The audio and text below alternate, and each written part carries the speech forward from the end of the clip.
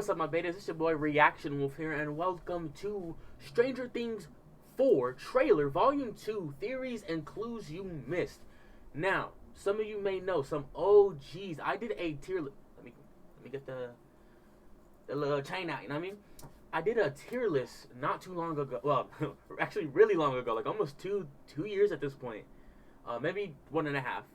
But I did a tier list of Stranger Things characters, and I plan on revisiting that because I looked at it and I was like, yeah, this is not where some of these characters need to be. But either way, Stranger Things Season 4, absolute gold. If you haven't watched Stranger Things, jump in now. This is the time. Season 4 is honestly one of the best seasons of Stranger Things, and might be one... Stranger Things is honestly getting up there for one of the best shows, period. For me personally. That's just me. But anyways, we're going to check out the new Rockstars. I love the new Rockstars. Y'all love the new Rockstars. Let's check them out. They are going to be breaking down the Volume 2 trailer. Which, if you haven't seen, watch that first and then come back to here so then you can notice things alongside me and him. Go. Welcome back to New Rockstars. I'm Eric Voss, and Stranger Things Season 4 final 2 episodes are coming July 1st. Let's and go. If only I could, I'd make a deal with God that song. to know how this season ends. Facts. I love Volume 1 so much, and I have so many questions about the final 2 episodes. A new promo dropped during the NBA Finals game, so let's break down the new stuff and talk about some unresolved mysteries from this Let's season. go. I know you're terribly frightened by what you've seen. My friends need me. You're not ready.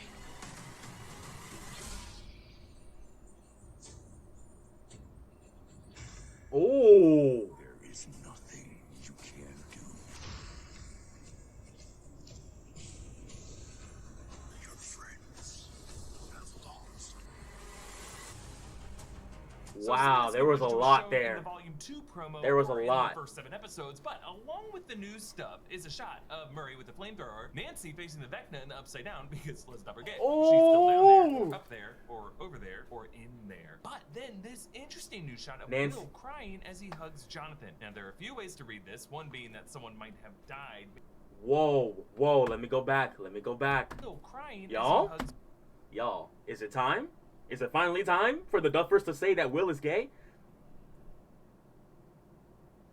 Oh my God, give Jonathan something to do, please. Let him be the bigger brother, the caring, absolute amazing bigger brother that he was to Will. And let this be a moment where Will finally opens up. If he is gay. If he's not, that's fine. But if he is, let this be that moment. Let this, please have Jonathan be there for Will. Oh my God, please. I'm praying and hoping that this is what it is. Hopefully. It's Jonathan. Now there are a few ways to read this. One being that someone might have died. Or someone died. Choice. Hopefully not. We need to protect Winona at all costs. But Oh, don't this say Toast could died. also be the moment that Will comes out to Jonathan. I have more thoughts on how this moment could actually be a huge victory for all of the characters. Then there's a shot of Lucas taking a swing at basketball team captain Oh, Jason. yes. God. It looks like Finally. the Creel house. Now remember, there was a shot in the previous promo showing Lucas screaming in fear as the shadow of a floating figure hovers over him. And then part of this scene, there's a shot in the trailer of someone in navy-colored socks floating off the ground. Before, I thought this could be Max being taken by the Vecna again, but Max wore white-colored socks in these episodes, and now I think it is Jason as the Vecna's next victim. Now, Rest in piss, bozo. Rest in piss, bozo. Jason is all kinds of problematic, and one issue I had with Volume 1 is the way it depicted the bullies, Jason and Hawkins, Angela and Lenora Hills, as sadistically cruel without reason. Now I get it, high school is hell, and sometimes kids are just evil, but Stranger Things as a series has always defied that 80s movie trope by making apparent stereotypical bullies like Steve Harrington redemptive figures with empathetic motivations. So I think for Jason at least, we will learn what past trauma is motivating this satanic panic witch hunting and his hatred of Eddie Munson. And unfortunately for Eddie now, if Jason does end up dead, that's not gonna help Eddie's legal trouble very much. Eddie is gonna end up in Maybe so much Lucas shit. knows Jason's favorite song, and saving him from the Vecna could be finally what converts Jason to go easy on Eddie. As we saw in the promo from 2 weeks ago, the adults in Russia will discover some lab where the Soviets are experimenting on things they get from the Upside Down, including what looks like a piece of the misty flesh of the Mind Flayer. What are they doing with it? How did they capture part of it? And what will be learned about the Mind Flayer? Again, something I'll talk about at the end of the video. But it looks as though Jonathan Wow. And will make it to the desert missile silo where Brenner, Owens, and 11 are. Remember, this is Hey, listen, as much as I love season 4, I think we can all be honest that California storyline was kind of wasted. Well, let me not say wasted, because we haven't seen volume 2 yet. But, my God, was I disappointed.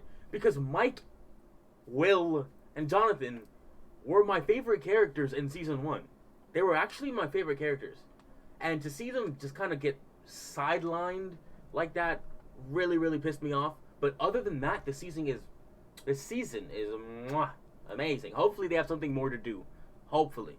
Then Ruth, Nevada, maybe it's just coincidence, but running up that hill is such a major anthem for the season, and it's worth noting that when you abbreviate running up that hill, you get RUTH or Ruth. And yes, sir, it's that shot of Nancy facing That sounds like down the Vecna.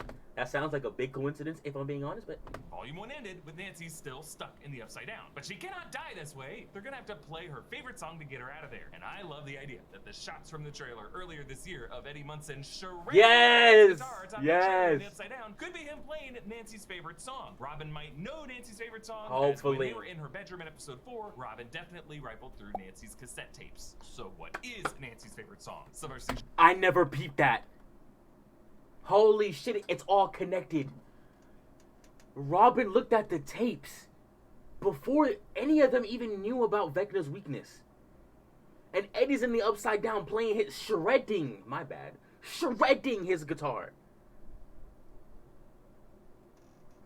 I'm excited. I'm so excited. I'm so excited. Tapes. So what is Nancy's favorite song? Some are suggesting the nod to Nancy's Tom Cruise poster could suggest her favorite song might be something from Top Gun, like Kenny Loggins' Danger Zone or Berlin's Take My Breath Away. But both of those songs came out with Top Gun's release in May 1986, which is a few months after this season is set. That Tom Cruise poster is not a Top Gun poster. The fact that Robin called attention to it was really a callback to season 1 when Steve saw it and said people say he looks like Tom Cruise, which ended up being a running bit with Steve dressing up like Tom Cruise in Risky Business in the season 2 Halloween party. In season 1, Steve and Nancy had their first kiss to Toto's Africa, so it might be Africa because let's face it, we're all shipping Nancy and Steve. But also, those two later hooked up to Foreigners. No, we not. No, we not. Listen, I am all for Steve being redeemed. Actually, I love Steve. Steve's one of my favorite characters, honestly.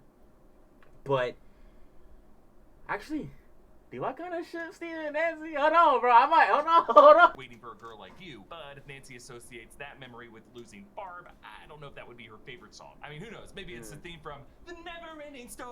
Oh, God. Please no. Now, for me, the biggest question Please no. this season is the Vecna clock imagery. The True. grandfather clock appearing to each of the Vecna's impending victims. Definitely a menacing way of showing one's time is almost up, but I am convinced there is something deeper to this. I love the speculation around the school guidance counselor, Ms. Kelly, because when Max visits her in her home to get her office keys, Miss Kelly wears a necklace of a key with a clock on it. And the grandmother clock that keeps appearing to all these people from the Creel house has a keyhole on the left side. And more than one of the Vecna's victims are kids that Miss Kelly spoke to. I wonder if it's connected. Red herring. But still, clocks and time are obviously important to Stranger Things. In the opening flashbacks of the season, the shot that showed the crack on the wall of the Hawkins lab, teasing the fact that 11 opened that first rift to the Upside Down to banish 1 and transform him into the Vecna. The clock in that shot shows the glare from the ceiling light over the numbers 11 and 1. A clue that what led to this was a conflict between 11 and 1. I mean, even in episode 7, every shot where you see the clock behind 1, the numbers 11 and 1 are always connected by that light glare. And you remember accidental the first episode also includes deepness. 11 saying this interesting line about the way time passes. Emotions can make it speed up or slow down. We are all time travelers if you think about it. Time travelers. We That's know true. that's gotta come back in some way. That's true. Now, does your daily grooming routine involve a signature scent? If not, maybe you just haven't found the right one. Hey, yo, shout out to your ad. Shout out to his ad, bro. Especially since in episode 7, 1 rants about time as an artificial societal construct. Where others saw order, I saw a straitjacket, a cruel, oppressive world dictated by made-up rules. Seconds, minutes, hours, days, weeks, months, years, decades, each life, a faded, lesser Such a good actor. Before. I could not pretend, and I realized I didn't have to. Ooh.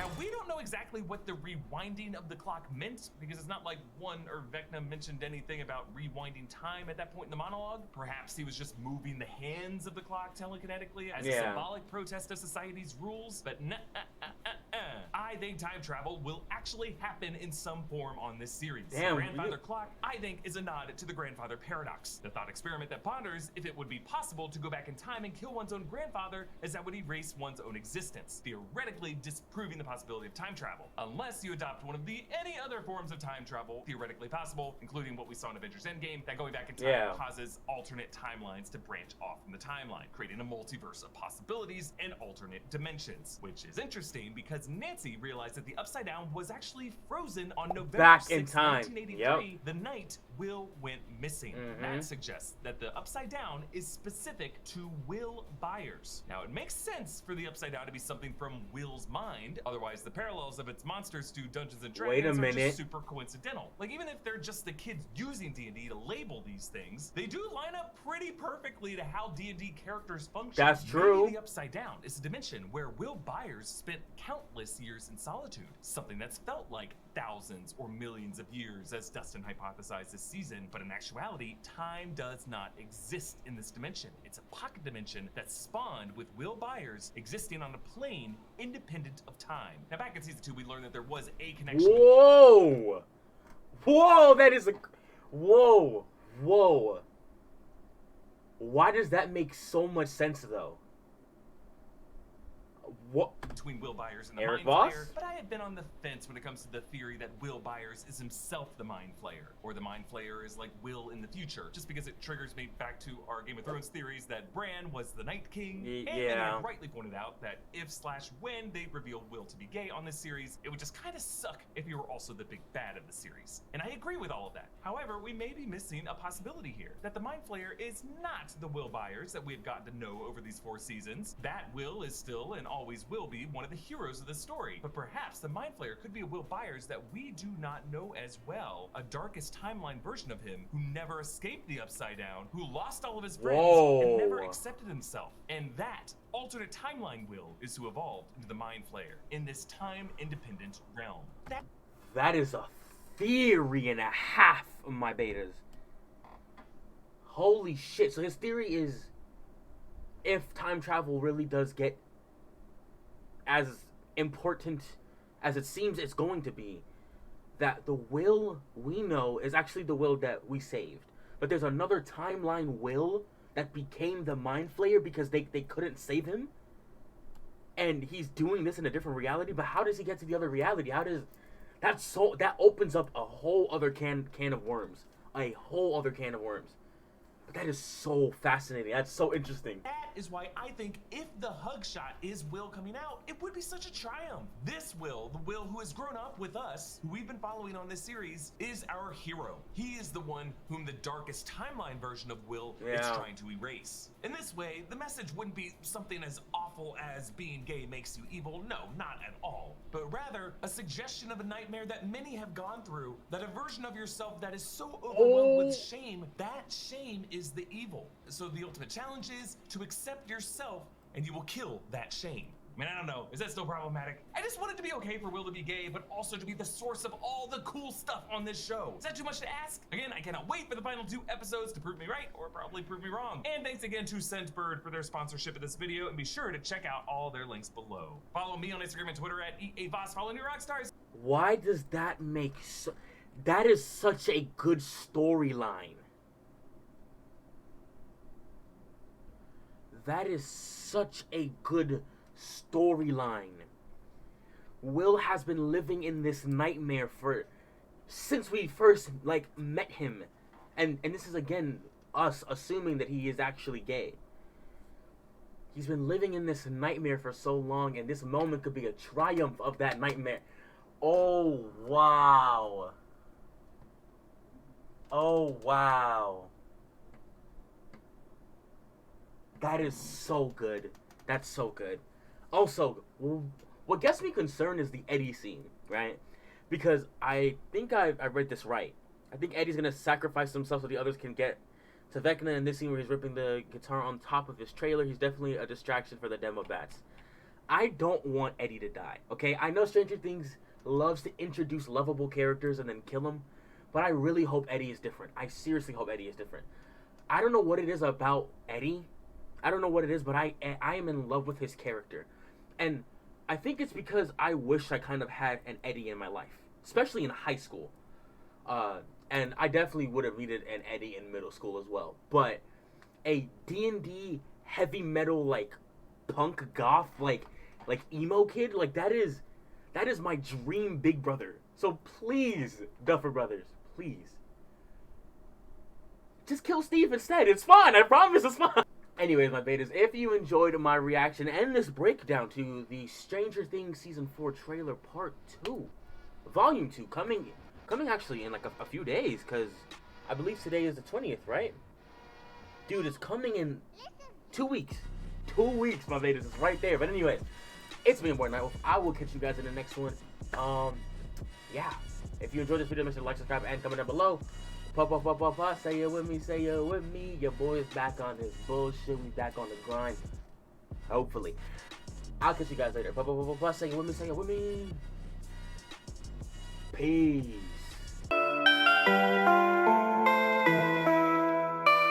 I got millions on my mind.